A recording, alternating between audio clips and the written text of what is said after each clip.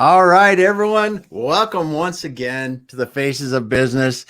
I'm your host, Damon Pistolka, and with me today, I have Lisa Caprelli. Thanks so much for being here, Lisa. Yes, thank you, everyone. Thank you, Damon, for having me on your wonderful show. Oh, awesome. Awesome. We could have you here today because your story is really cool. And the fact that you're helping inspire children to read and be more confident about themselves. I just want to get into that as soon as we can and let you share your story. So the the interesting part when I look at your background, because we'll start with your background and learn more about that as we go on here. So can you share a little bit about your early days in radio and stuff? I mean, because you got some interesting stuff there. Yeah, absolutely. So I moved to California where I live present day 20 years ago. I moved near the year of 9/11. Who could forget that? Yeah. From Texas. So I was born and raised in Texas, grew up a huge part of my life in El Paso, Texas, a border town with Yep. little opportunity being Hispanic and being from a large family, as sometimes Hispanics are known for. I grew up with very humble beginnings. So fast forward my way 20 years ago to California. I immediately became an entrepreneur. For me, this part of the country has a really amazing entrepreneurial spirit. Yeah. And I was able to just connect with the right people and start up different businesses in the early 2000s. At that time, it was a mortgage and real estate company. And we leveraged the power of radio advertising. Again, back then, there wasn't social media. Yeah. Isn't it? Yeah. So the way to grow your message and get out there and get big, radio was a medium. And so my partner and I, took the chance on business, which is what you do when you create a business. Yeah. And we immediately did very well, leveraging the power of radio and messaging. And my background now is 30 years in marketing and writing and getting people to, call to action when you have a business, product, or service. As you know, that's what you're there to promote or sell. Yeah. And so we got to then, after a few years of advertising on different FM and AM radio stations, doing very well as our company was growing so rapidly. So grateful here in California. We were offered a radio show hour to promote and talk about how people can save money when it comes to finances, home, which, as we know, home is usually a big major purchase for people. Yeah. So we had we started off with our host, Carrie Kasem, who's Casey Kasem's daughter. And back then, I didn't know anything about radio or what it meant or how the format was of doing, a lot of fun for sure. A lot of cool people you meet in media. And so she taught us a lot, and then we taught her a lot. And so from there, it opened my mind to the power of marketing and promoting and sharing your messages in bigger ways, which would be FM, AM, radio. Back then, more social media. Today, of course, there's television, there's streaming, and all kinds of platforms, especially since the pandemic, that many of us can get our message out there. Yeah. Yeah, it is interesting you say, because it wasn't that many years ago. When you look at that, you look at like 15 years ago, you were still in radio and producing radio shows. And now the radio is still there, but it's much different because of the fact that social media has, and about that time ago really started. Yeah. And I wrote a book called Color Your Message, The Art of Digital Marketing and Social Media, when things started changing in the 2009, 10, 11, because I knew that social media, being technology, was going to change the face of business. And I knew that people were going to be business dinosaurs if they didn't, jump on the bandwagon. Yeah. So I started teaching that, and my clients back then, I had different clients when I had my marketing agency, and I had to really teach them what Twitter, like, it took years before people sometimes got on Twitter. They thought it was good. Oh, it's going to go away. And I'm like, it's not going to go away. Technology is anything invented after you were born. And so I knew that I needed to understand and change with the times, just like many of us had to change with the pandemic. Yeah. Yeah. Well, it is. And thinking back to that time, because now we can hardly think about a time before social media. Right. Yeah. I mean, you and I are older than Google. Yeah. Yeah, I was yes, I was doing a webinar well, it's been over a month ago now, and I was explaining that. I was going through it, and when you look back at it, it wasn't it was only about 25 years ago when high speed internet was, I think it was the mid 90s or Right. something like that, Hmm. and you think about that, and you think about how far we've came from then till now. Right. I It's mean, insane. you think Blockbuster, which was, Yeah, everywhere, and then enter Netflix just like that, that changed the face of business. And again, I always, say, what would have happened if Blockbuster was a little more innovative, saying, what are those guys doing over there? yeah, yeah, And look at how since the pandemic, how streaming is just, you cannot have enough content, we as consumers. So my background being in social psychology, I've always been interested in studying what makes people do things in all different target audiences. So I would say that that's been a big competitive advantage of mine, but yeah. understanding the psychology of marketing of that. Yeah, yeah, because there is a lot of psychology behind it, in providing people what they want, really, and, Right. and understanding what that is and looking at it from their viewpoint. Absolutely. Yeah. So you're doing the radio thing, and that's working out, and then you're doing the PR and marketing consulting, and you're rolling along in radio, and you decided to write the book. You wrote the book, The Color Your Message. So you're talking about the digital change, and you're continuing on, and you get to what you're working on today. And this is what drew me in when we started talking about having you on the show, because I love kids. If there's anybody I mean, I would, it's like I told my wife, if I would have known kids were so much fun, we would have had 6 of them. Oh, yes. And so you started working with Unicorn Jazz. So let's talk about that. Yeah. That's like, where did that come from? I know. It's so part of my world. I wish I had started Unicorn Jazz 20 some years ago, but it took me all of that to get to where I'm at.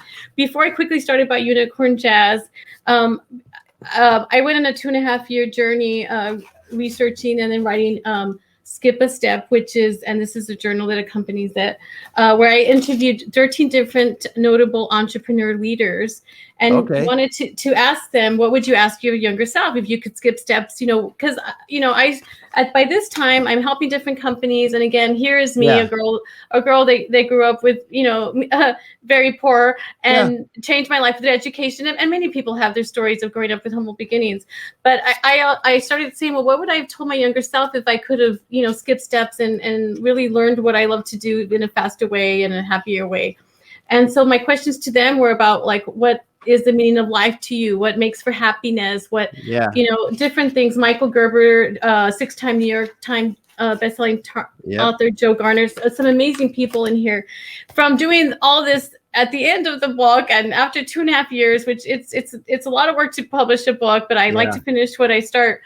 Their common answers were, the meaning of life is to create, it's to have vision, it's to build a team, it's to do what you love, things that we kind of have heard before. Yeah. And so at that time I was like, now I wanted to do what I wanted to do and create a brand of my own that would be lasting, and entered writing children's books. And I'm really fast and quick at storytelling. A lot of people maybe don't know that about me, because I grew up really shy, like Unicorn Jazz.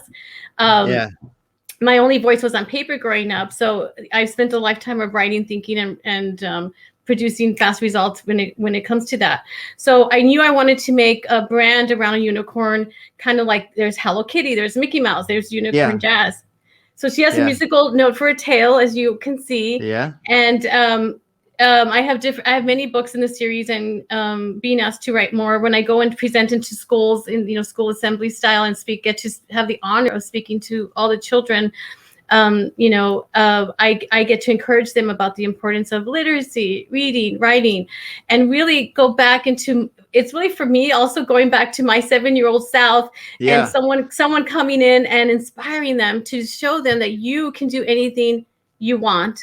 I'm proof of it. Just like there's many people Yeah. proof that you can do, and they get really excited about it. And during the pandemic, because I wasn't able to go into schools and my life changed like many, Yep. I decided to do a show. And because I did have a background in broadcast and radio, I knew I could do it. There was a lot of challenges, but I figured them out, as we all do as business owners. And so I got my two characters, Unicorn Jazz and Treziki, a zebracorn, and created a show called Unicorn Jazz Presents the Thing I Do, which is now on Amazon TV. We have a season coming out this summer. So it's just been a whirlwind of, yes, so much fun, happiness, and a way to inspire others, especially at a young age. Yeah.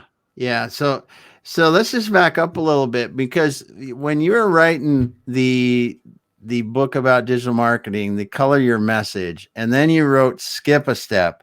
Now, when you're doing this Skip a Step, do you think that kind of inspired you to then just go do something that you really were passionate about, and just look at Unicorn Jazz and go, man, I really want to help children?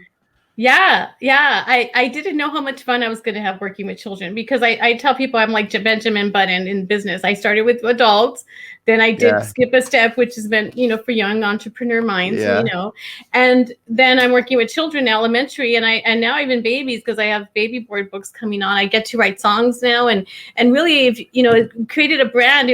My goal wasn't to just create books. That I'm going to say kind of is on the easy side for me. I'm grateful for my illustrator, Davey Villalobos, who's also from Texas and happens to be my cousin, and his dream was to be an illustrator. So I brought a lot of people along the way, and everything I do with Unicorn Jazz is, as a company, is teamwork. Like, I need an illustrator, I need the professional singers. I'm not a singer, I wish I was, but it's also about teaching people that you need a team to grow. So for me, I'm the spokesperson and representative of Unicorn Jazz, and grateful and honored, but there's hundreds of people behind the scenes helping and pushing me and helping to share, as Unicorn Jazz has been called a movement, really, especially since the pandemic, as I started connecting with people that had time, professional kid actors, Emily Isabel, a Broadway singer, Rhett Drennan, an actor, singer, all kinds of kids that had the time to give their talent. So it's leveraging the silver lining in the pandemic, which is what I did. And now I have all this incredible content going forward that is repurposeful and timeless, in a sense. And so even though I took a huge step back, like many of us did in pandemic, the steps forward are insurmountable, for sure. Oh, yeah. So you were, before COVID hit last year, you were doing Unicorn Jazz in person. You were going to schools, you were speaking and stuff like that. So it had to be quite an interruption in your life. I was on a tour to go out to schools all over the country, and I was getting booked very quickly. I will say I'm leveraging my background in marketing, so I was able to do really good pieces promoting it on social media, and getting on news in different cities, and place school librarians, principals. They wanted me to bring the experience I was giving in making education, literacy fun with entertainment, but of course learning. Just like Sesame Street is a lot of fun, but we still learn, which I love Sesame Street, by the way. And so then enter, March of 2000, not last year, and I think for 2 weeks I was kind of like numb, like everyone, like what's happening here, and realizing that I knew immediately the aftermath was going to be greater than 9/11, than the recession. I knew that by studying the pace of business. And rather than, I started going into Facebook groups, studying the conversations, the worry, again, overnight, everything changed. And schools being my main, bread and butter into promoting the work I do with children. I was hearing from conversations of everyone, and it took me 2 weeks. And then I said, instead of what can't I do? What can I do?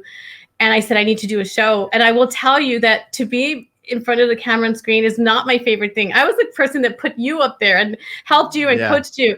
So to be here, it was a lot of work, and it was not my favorite thing to do. I in front of a camera with no, you have no energy. Like, we've all learned now to connect on platforms like this. And but I still kept going, and I would learn along the way. And I had a following of people like watching, like, what are you doing with puppets? At first we were using sock puppets. Yeah. Damon. Yeah.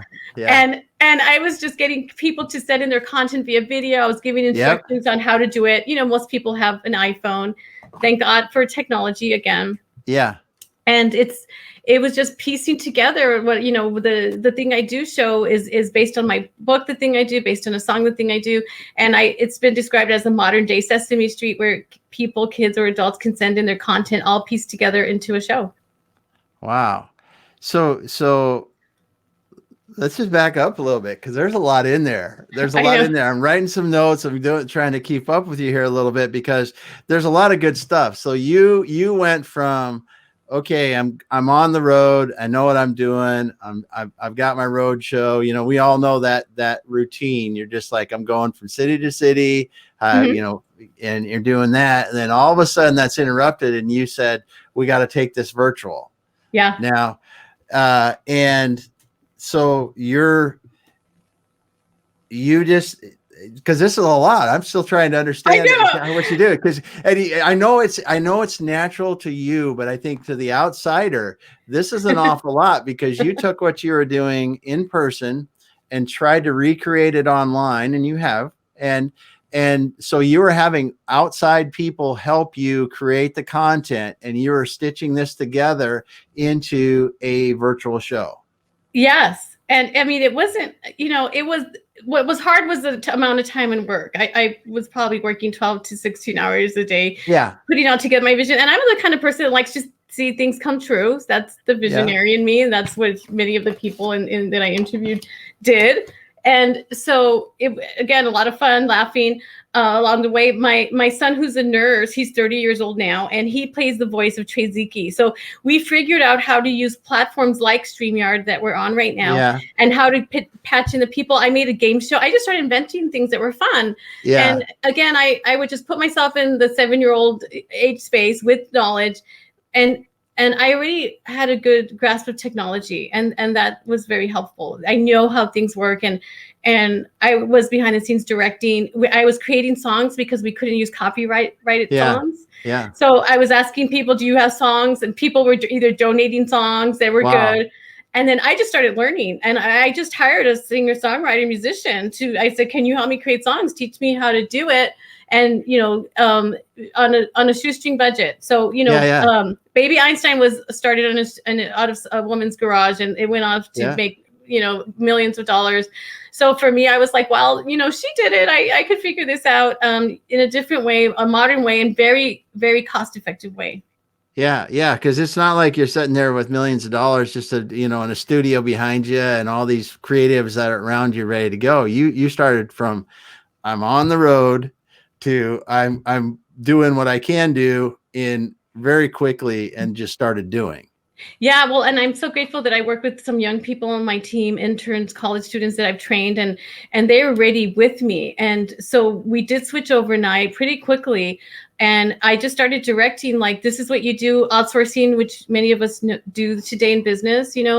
I was already working from home for years, so I learned how to work from home. I worked with people all over the country, sometimes in different parts of the world. So it wasn't hard. It just was time consuming. And once I developed a theme and rhythm, and people started seeing she's really doing this, she went from sock puppets to some fun puppets, which, we can certainly grow with more as we want. But the best part of it was working with professional kids. Emily Isabel, she's a Broadway singer that had toured in 93 cities, and she just turned 13. I started developing relationships with the parents, typically the moms. You have to go to the parents before you talk to the kids. Yeah. And I started working when I went with the kids, and I started working with even branding them or bringing them with me on the virtual school visits, because I started going virtual quickly.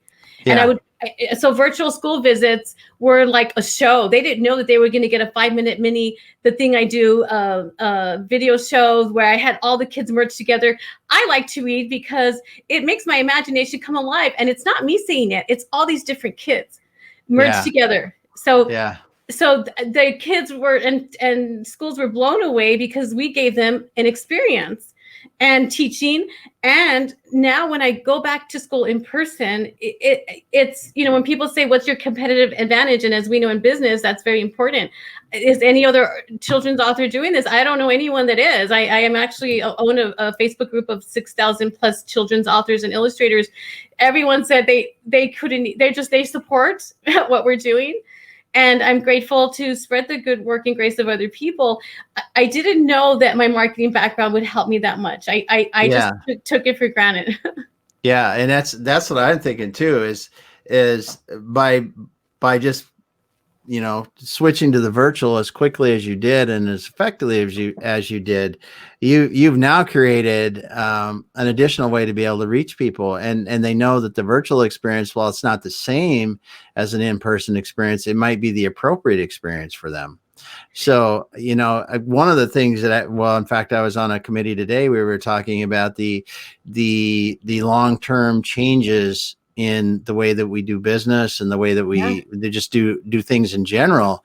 And I really think that there will be a place for the virtual, because you can't be in every school, but you can certainly have a break in your travel schedule that allows you to hit a whole bunch of schools in a really quick, in an efficient time manner, you know, 1 day a week or 2 days a week, and travel the rest of the week. Yeah, I could go into my green screen studio and be in New York in 1 hour, the next hour in Texas. And I was doing that. And whether it was a classroom, a school, when a teacher would reach out to me, I would say, well, how about we just present to your entire school in sessions? So I was leading the way it was done as well. And they were taking my advice because I knew what I was capable of. And like you just said, I said, well, you know, I could, you know, like for special days, like Read Across America, which is the week of typically March 3rd. I was envisioning that this year, because schools now got technology. First, people have to learn how to use it before you can propose it. And I said, well, next year I could be in multiple schools really around the world. And I know it's just coordination, you know? Yeah, because I never even thought about that now, because the technology hurdle is over. It's gone. You know, it doesn't matter if you're in first grade or you're 12th grade. You know, all those kids have had to overcome that technology hurdle.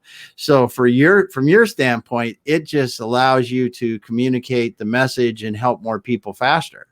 Absolutely. And people still going to want in person because they want live events, just like we want to go to live music concerts, right? We could listen to on TV and radio, but we want people. So I know that the future of unicorn jazz and reaching people is going to be touring the world and the country. I mean, I know without a doubt, that was my dream. And I knew I was going to take this pandemic time that we had no clue how long that's going to be, to create lots of content and not, I never watched the news. I wasn't, my thing was like, let's be the leaders of happiness for children. Do you want to join me? And it made people happy to see the results. And it helped the children who wanted to do something. And because a lot of the parents maybe didn't know technology. So I was like, let me just talk to your child, and skipping, once they trusted me, and it got to the point where kids would just start FaceTiming me and helping them. I'm working one-on-one with kids, and I was just happy to, we wanted human connection during the pandemic. So I was happy to talk to like anyone, but of course, when it's aligned with the work you're doing, that was even better. Yeah. So it's an amazing story. I mean, just when you think about, because I'm really boggled, because I myself, our business was fortunate enough the impact of COVID was minimal, but we knew that we had to be more virtual. We started virtual in 2019. So that part of it for us was simple, already going that way. But, the doing live streaming and all that is a result of COVID and the outreach and the amount of, community building that we've been able to do with it is phenomenal. And I can envision the little bit of work that I've had to do, and we have had to do as a company to put what we did in action, to actually go from where you were at to be producing something that's on Apple TV. That's amazing. Thank you. That's It was a lot of teamwork. I'm just a spokesperson, and a lot of people believe in the ideas, and I've been doing producing great content for a while for the different companies and the yeah, people I've been. So a lot of times people are just like, anything you're doing, we want to be part of. And granted, I've made, of course, made mistakes along the way, but it was really the blessing of technology and people forced to learn it, and it helped. It was going to help me no matter what. yeah. It made it happen faster, like you said. But I look forward to the day to going back into schools in the new school year and onwards. And I'm grateful I have a publicist, Tara, that based on all the good graces we did during the pandemic and going on into great podcast platforms like yours, magazines, and Yeah. sharing, and then really going back to the children. A lot of children, they know what green screen is, but they want to learn behind the scenes intricacies of things, and I'm Yeah. able to show them because they're very curious about that, and think about how rapidly schools now have to adapt, because the kids are learning faster than us in sometimes, right? Yes, yes. And it's funny you say that. I've got a friend who's got a son that's 13 that loves filming, loves to do it. He's since got him the green screen, multiple cameras, and all the things that he can do to actually create shows that he then writes and produces and puts them on YouTube and does that. And it Keep is the kid. encouraging it. Keep Oh yeah, encouraging it. yeah, definitely. And I always thought it was super cool because you think about it, and when you grew up, or when I grew up, Yeah. even more so, that was not even a possibility. Can you There was imagine no it? possibility. I mean, Right? it wasn't even. I mean, what is even in our scope of No, conceptuality at that no. point that you would be able to sit at home, produce something like you can produce now with an iPhone, and then distribute it everywhere. And in the matter of minutes, honestly, and to allow the creative nature and to develop the creative nature that you can, because you talk about the kids that you're teaching, and my friend with his son starting to develop that at that age. By the time you're an adult and into that part of your life, you Mhm. could be absolutely phenomenal at it. Oh my God, if someone would have given me all this stuff when I was 7 to Yeah. create and do, which we didn't have, but yes, so the thing I do, which is one of my books, and the name of the show does exactly that. It's to inspire people, starting with kids, to do their interest. If they like to sing, encourage them to sing. Not everyone is meant to be a doctor, lawyer, things that we're told you should be Mm-hmm. because they make a lot of money type thing. Technology is so imperative. Pretty much, kids grow up with their phones in their pockets, something we didn't do. Yeah. You and I are more digital immigrants, where the kids are Yeah. digital natives. And Yeah. so if you don't know technology, you're afraid of it, and it's just not your favorite thing. It's, you got to get people on your team that are. I learned video editing last year, something I swore I wasn't going to do, because again, another creative thing which I love to create. And I had to, because I didn't have enough people helping me I was like waiting for the thing to get edited. So I told my 16-year-old what's some software I need to learn. They got me on software. My 16-year-old is actually a YouTuber who started when he was 7. So Oh, wow. yeah, the apple doesn't fall far from There the you go. tree, I'm told. So, but again, this, when I had in high school, is when I got introduced to computers, to the technology world. I was really excited about it. I didn't know that learning it as much as I can was going to help me. It was almost just like learning how to use, things that we have to use every day. Yeah.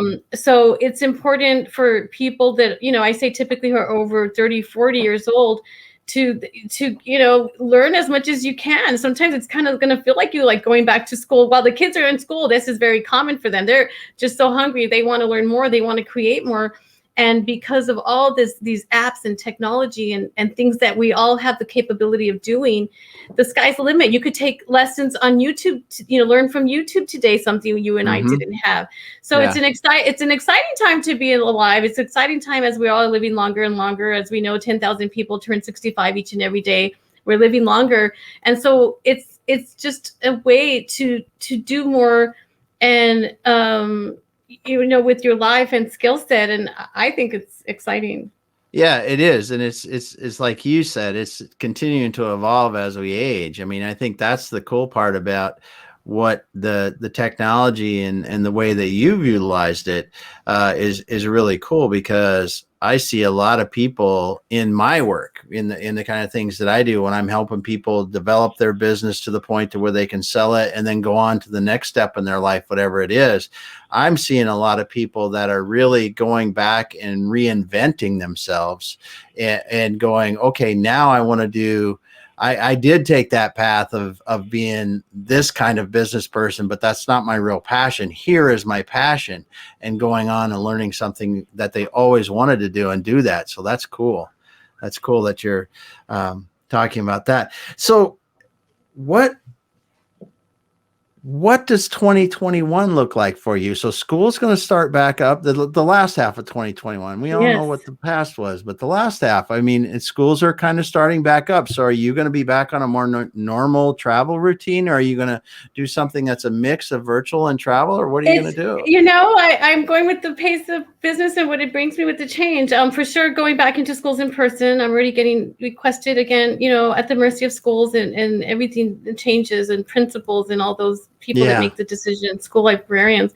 I'm kind of ready for anything. I'm ready to go the route of the media and continue to create more content for the next season of the thing I do. The thing I do is on Amazon TV and Amazon Prime. We have 5 episodes for our season 1 launching this summer. So we'd love for you all to look for that. But going in person, I never want to stop doing it. Just with the same way that a singer, does a tour of concerts. I'll tell you, being in front of children and having that privilege and opportunity when I'm live in front, looking them in the eye and connecting, selling books, signing books, which that's just the reward of it all. And is the best days of my lives. And so as much as I expend a lot of energy sharing messages all day long to the students and high energy, high pace, again, I was the shy one, and now the shyness is gone. And them telling me I'm shy too, and just telling them there's nothing wrong with being who you are, and embrace that. If I wasn't shy, I wouldn't be a writer today, because my only voice was on paper for a large part of my life. If I was talking, what would I wouldn't have been writing. Yes.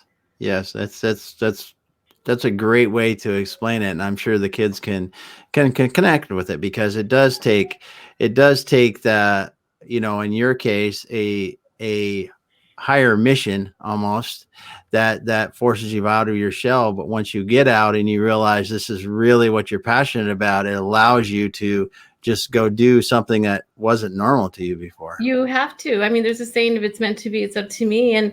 And you have to get out of your comfort zone. That's what life is about. And if you believe in what you're doing and you're passionate about it, my grandmother only had a 5th grade education. She was forced to quit school because her mother died at a young age.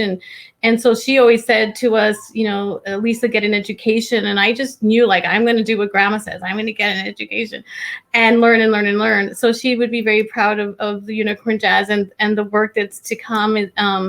And the legacy that, one day when I pass on this earth, as we all do, that there's going to be a lot of meaningful work for the generations to come. And that's just something that warms my heart. And I'll never stop being happy from that.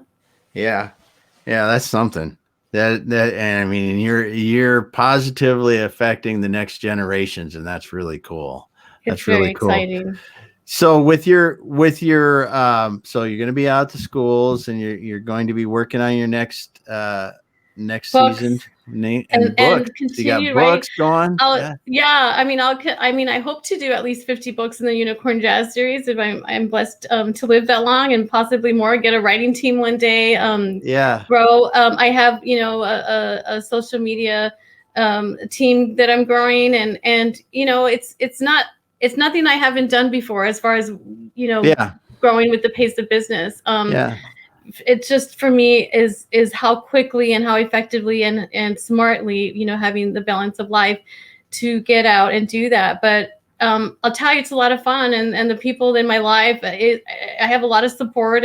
When I go to schools, I magically have people volunteering to help, and part of it, and it's really because of the experience they're getting as well. But it did start as a seed, as a concept, as a vision with Unicorn Jazz, when I told my illustrator, who's my cousin, and he drew the very first Unicorn Jazz photos that got texted to me, and just knowing that we would figure out things along the way, knowing that our books would get better and better.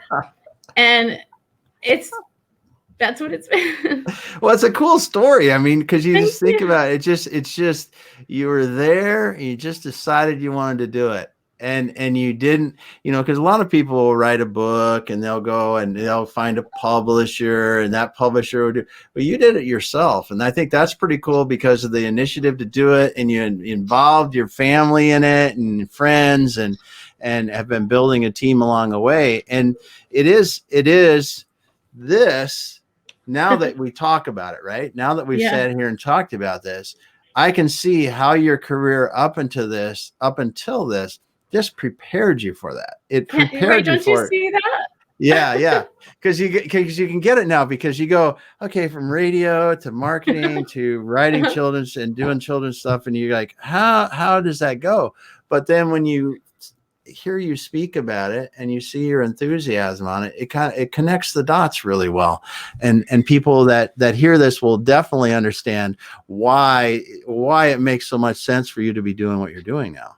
To do what you love. Everyone should do what they love, learn multiple things, maybe. But yes, and I just turned 50 this year. But yeah, I'm going to use this show when people say, because people that knew me on the business side, they're like, why children's books? What's going on? Why that? And for many things, it was a way for me to revisit my own childhood and what would be the stories I wanted, knowing that I have all this experience and going back and putting the books on the shelves. And again, to realize that all my different books, I've written 16 books so far and counting, 6 in the children's space, that I look at the libraries, I look at, they're in Barnes and Nobles, and you can ask for them by request or on Amazon, of course.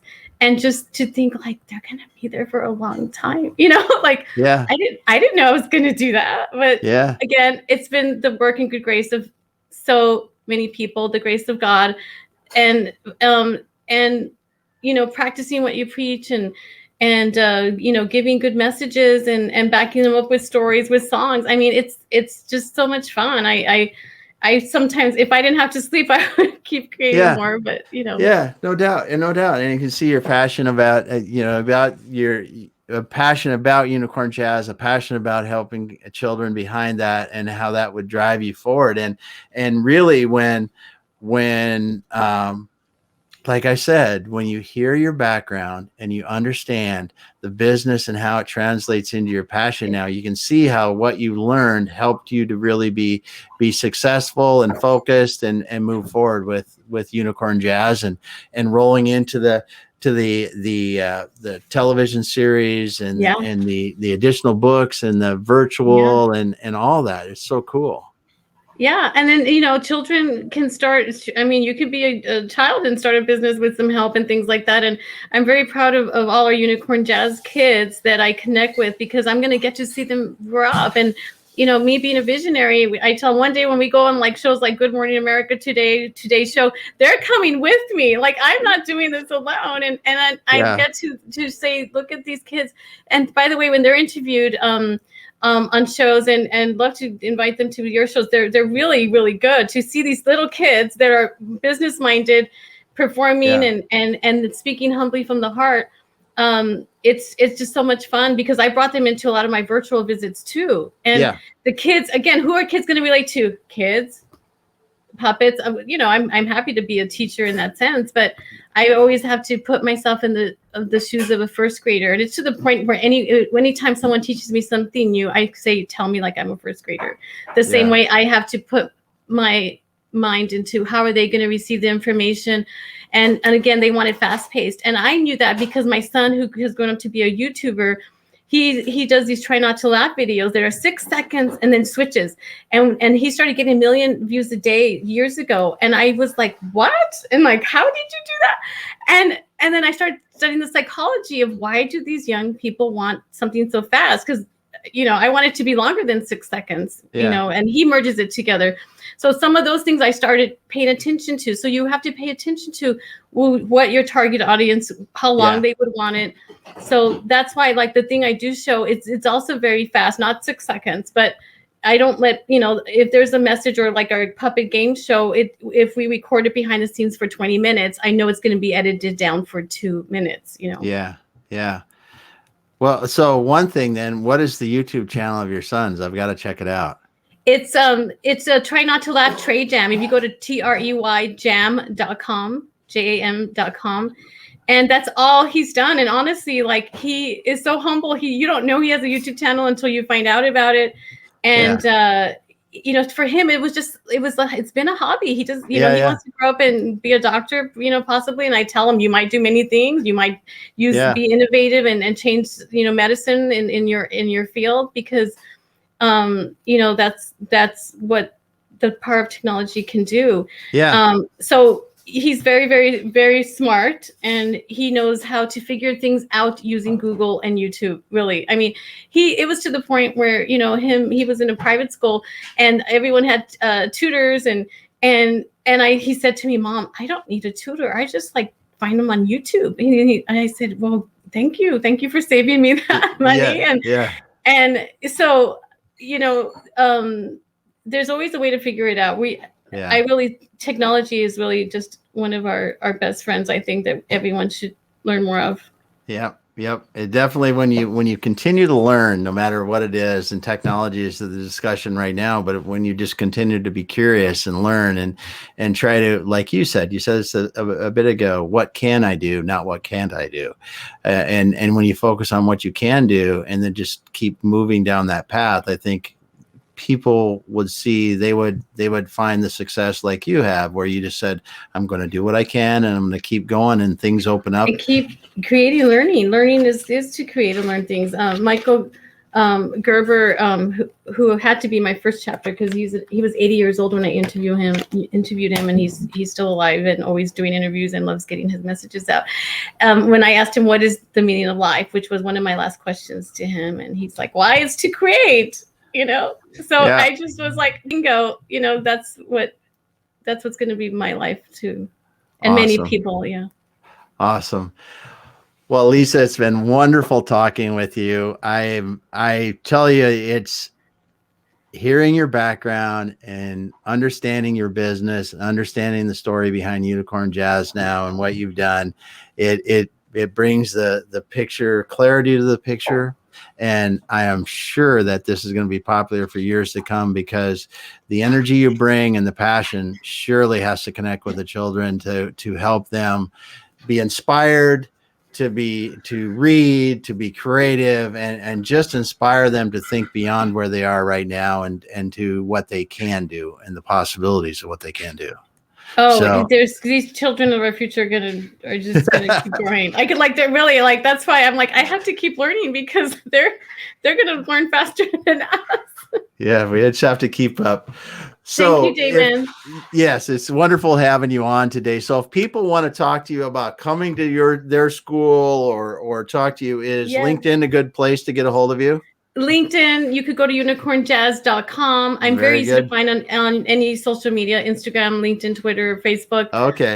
So please connect with me. I look forward to the day that Unicorn Jazz is a household name. All my books are on YouTube. You could preview them. Their songs are on all music platform. We have 9 songs in a children's album out as well. And I appreciate the opportunity to connect with your viewers and listeners on your wonderful show. Thank you, Damon. Thanks so much, Lisa. And for everyone else, we will be back again next week. We got one show next week, because our Thursday edition is not going to happen, because we're going to celebrate the 4th of July by taking some time off. And awesome seeing the Unicorn Jazz folks here, talking to Lisa Caprelli. But stop back again next Tuesday at 3 p.m. Pacific time. And we'll be back again with another interesting person sharing their story about business and life. Thanks.